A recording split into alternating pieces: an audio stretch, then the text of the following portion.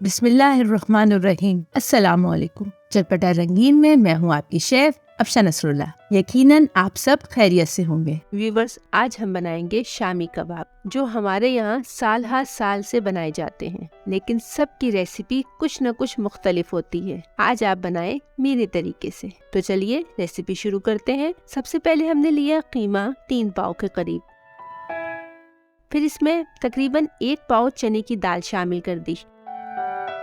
फिर गोल वाली साबुत मिर्चें 8 से 10 अदद, काली मिर्चें 8 से 10 दाने,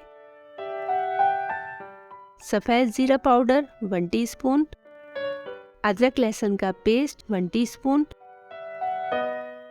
नमक 1 टीस्पून,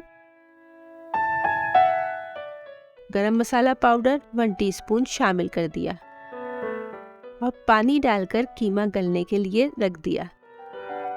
तकरीबन आधे घंटे में दाल और कीमा दोनों तैयार हो जाएंगे। पानी अच्छी तरह खुश्क कर लें और कीमा थोड़ा ठंडा होने के बाद चॉपर में डालकर पीस लें।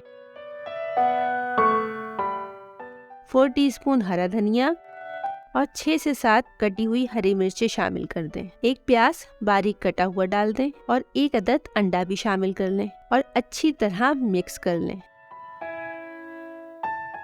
इस आमेज़े से अपनी मर्जी के साइज के कबाब बना लें।